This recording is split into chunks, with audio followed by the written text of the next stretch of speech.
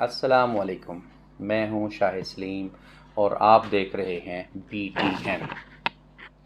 जैसा कि हमारा एक सेगमेंट चल रहा है जिसमें मैं पेरेंटिंग पे लेक्चर दे रहा हूं, तो हमारा एक जो है टॉपिक चल रहा था unlock the secrets of parenting.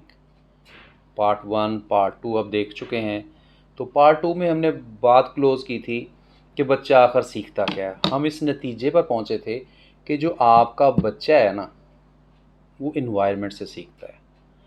वहाँ तक तो मेरी बात थी। वो बच्चे जो कि घर से स्कूल अभी नहीं जाना शुरू हुए, वो कैसे बिगड़ते हैं या सुधरते हैं। तो उसका आसान सा फार्मूला अब हमारे सामने आ गया है कि अगर आप उसको सुधारना चाहते हैं ना, तो हमें खुद सुधरना पड़ेगा। बिल्कुल वैसे ही कि अगर आप अपने बच्चे को मैट्रिक करवाना चाहते हैं अच्छे नंबरों से, तो मैट्रिक आपको ही करना पड़ेगा। छोटी सी बच्ची होती है, उसकी माँ जब नमाज़ पढ़ रही होती है तो उसके साथ वो सजदे में चली जाती है। अगर उसका बाबा फुटबॉलर है तो वही बच्चा फुटबॉलर का अच्छा प्लेयर बन जाता है। तो घर में जो कुछ होता है बच्चे वही देखते हैं, वही सीखते हैं। इसमें कोई परेशानी वाली बात नहीं है। होता यही है कि हम उनको दिखाते कुछ हैं और चाहते कुछ हैं।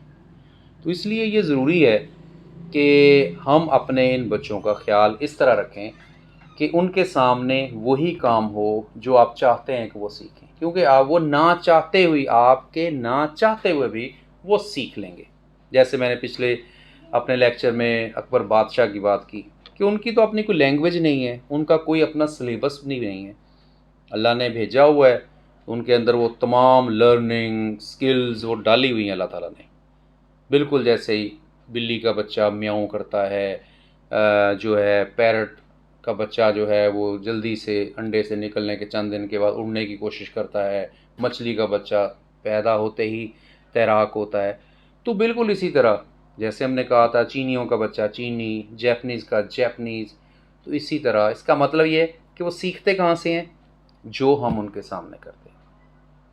तो आज का जो मेरा लेक्चर है ये बेसिकली है उन बच्चों के हवाले से जो अभी स्कूल जाना शुरू हो गए हैं, जो स्कूल जिनका शुरू हो गया, या यूं कह लें कि इसको और आसानी से करें कि KG से लेकर 5 क्लास तक, बल्कि इसको और ऊपर ले जाते हैं।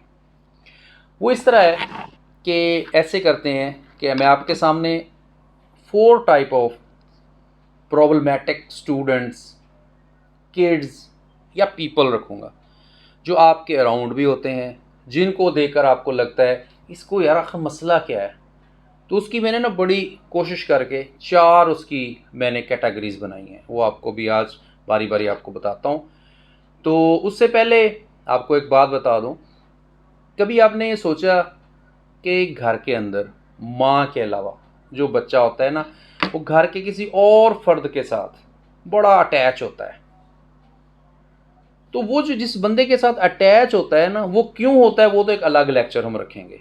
वो एक टॉपिक ही बड़ा मज़ेदार और डिफरेंट सा है। उसके साथ जिसके साथ वो अटैच होता है, उसके बाद सबसे बड़ी अपॉर्चुनिटी होती है उस बच्चे को टीच करने की, क्योंकि टीचिंग तो ख़त्म ही नहीं होती, सारी लाइफ नहीं ख़त्म होती। तो जिस बच्चा जिससे ज़्यादा अटैच होता है उसके साथ उसको रहना चाहिए, और उस बंदा या बंदी को ये पता होना चाहिए कि हमारे पास ये जो बच्चा है मुझसे ज़्यादा मोहब्बत करता है, तो उसको अच्छी अच्छी बातें सिखाई जाएं।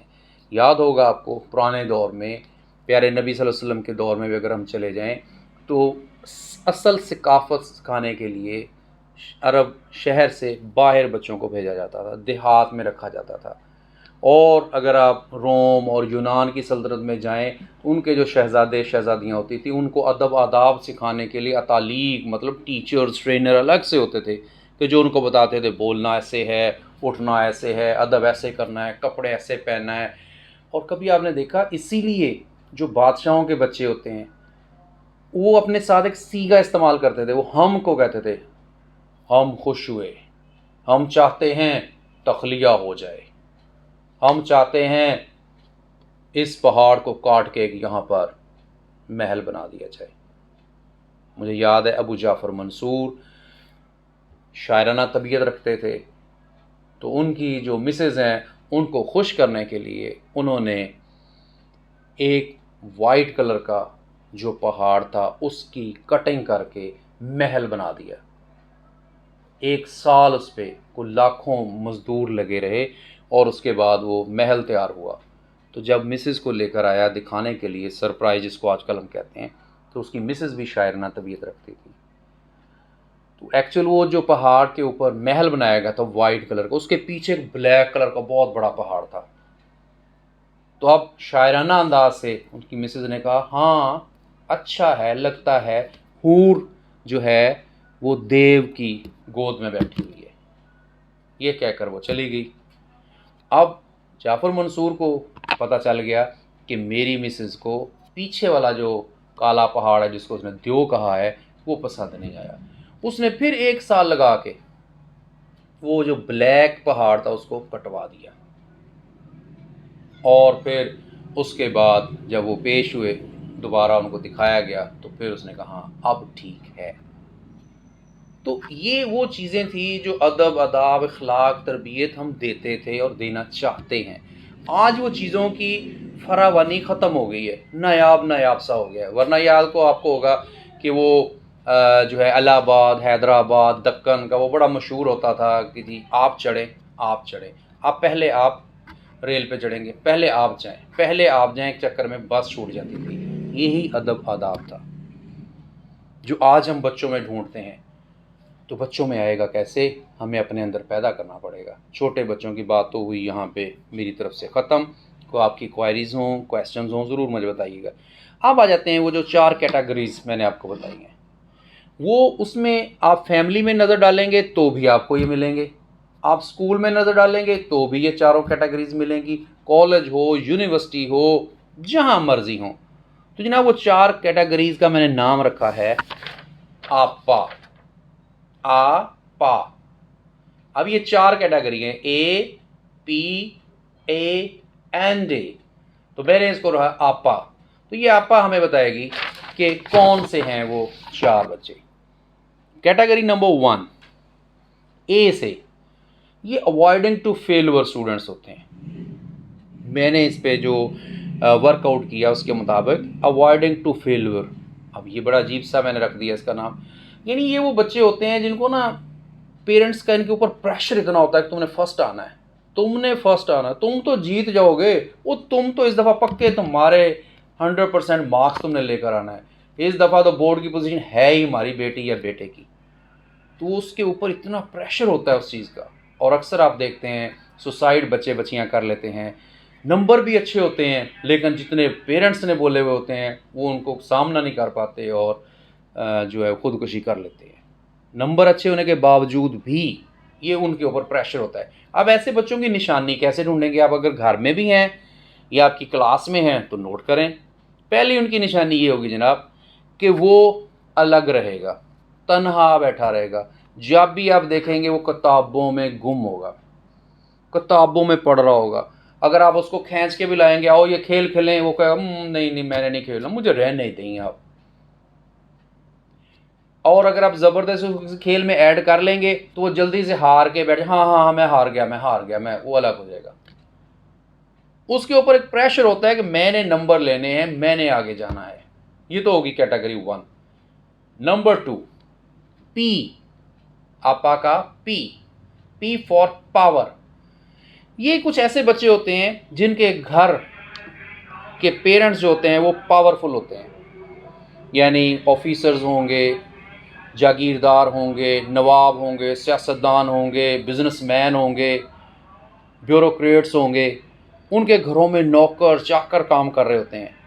और ये वो बच्चे होते हैं जो किसी को सामने वाले को खातर में नहीं लाते। वो पुलिस वाला हो, वो घर वाला हो, वो टीचर हो, वो प्रोफेसर हो, नो मैटर, वो जूते की नोक पे सबको रखते हैं। क्यों? उसके बैकग्राउंड घर से ये उसको पावर मिली हो, देख रहा होता है कि मेरे अब्बू के सामने कोई नहीं बोल सकता, मेरी अम्मी के सामने कोई नहीं, मैं हुक्म देता हूँ मुझे ये नौकर दे जाता है, मुझे ये चीज़ नौकर पहुँचा जाता है, ये पहुँचा जाता है। तो ऐसे बच्चे क्लास में मिलेंगे, कॉलेज में मिलेंगे, यूनिवर्सिटी में मिलेंगे और आपके ख़ानदान में मिलेंगे। आज ढूंढिएगा। तीसरा, फिर आप आगा अगला ए, ये जो है ये है अटेंशन सीकर। वो जैसे एक वो बड़ी कहावत है कि हम भी पड़े हैं राहों में जनाब, ये वो वाले बच्चे होते हैं। ये क्या करेंगे, आप जहाँ भी इनको देखेंगे इनको ऐसे लगता है कि मुझे इग्नोर कर रहे हैं और ये एंट्री डालेगा, ऊट पटांग बात कर देगा, बैठे बैठे सीटी बजा देगा, चुटकी बजा देगा, डेस्क बजा देगा, आपकी चीज़ तोड़ देगा, आपका पंगा लेगा, आपकी क्लास में से जो है वो चोरी करेगा, लंच खा जाएगा, आपकी पेंसिल तोड़ के भाग जाएगा। घरों के बच्चे जगह टैक्स लेंगे। ये बच्चे जो होते हैं ना, ये अटेंशन सीकर होते हैं। ये चाहते हैं हर जगह मुझे जो है वो प्रेफर किया जाए। ओ भाई मुझे भूल गए, ये क्लास में टीचर पढ़ा रही होगी तो पीछे से पैसे डेन ऐसे करेंगे, पूछेंगे कौन कर रहा है, पता नहीं कौन कर रहा है, खामोश हो जाएंगे। आखिरी ए आपा का लास्ट ए, ये है एंगर। एंगर का मतलब होता है ये वो बच्चे होते हैं जिनके अंदर गुस्सा भरा हुआ होता है, उनका बस नहीं चल रहा होता। ठीक है, उनकी निशानी ये होती है कि उसके सामने जो भी आएगा ना उसको वो मारेगा, टांग अड़ाएगा, लंच छीन के खा जाएगा, चोरी करेगा, दूसरे बच्चे को पंच करेगा, सुई चबो देगा। छोटे बच्चे खेल रहे हैं उनकी चीज़ें उठा खा जाएगा, अगर को बैठे कोई चीज़ बना रहे हैं उसको ठोकर मार के भाग जाएगा। ये इसका काम होता है। और गुस्से में रहेगा, हर दम तैयार, गाली गलोच इसकी भरी होती। सिर्फ एक जगह आके ये नहीं करेगा, जब ये देखेगा आगे वाला मुझसे तगड़ा है, मुझसे पावरफुल है, तो वहाँ आके ये खामोश होगा बच्चा। लेकिन अपने से जो हल्का पावर में, वैल्यू में, ताकत में, पैसे में, उसको ये तंग करेगा। अब ये बंदा भी हो सकता है, बंदी भी हो सकती है, क्लास में भी हो सकता है, यूनिवर्सिटी में हो सकता है, और ख़ानदान और फैमिली में भी हो सकता है। तो ये वो 4 कैटेगरीज़ हैं। ये मैंने आज इनकी आपको निशानियाँ बताई हैं। इंशाल्लाह नेक्स्ट वीडियो में इनका हल भी आपसे शेयर करेंगे कि अगर ऐसे ही बच्चे आपके घर में हैं, फैमिली में हैं, स्कूल में हैं, आपकी क्लास में हैं, तो उनका हल क्या किया जाएगा। तो इंशाल्लाह मिलता हूँ अगले हल के साथ अगली वीडियो में। तब तक अगर आपके ज़हन में कोई क्वेश्चन अरेज हो ज़रूर पूछिएगा, मैं इंशाल्लाह जवाब देकर मुझे खुशी महसूस होगी। तब तक इजाज़त लीजिए। अल्लाह हाफ़िज़।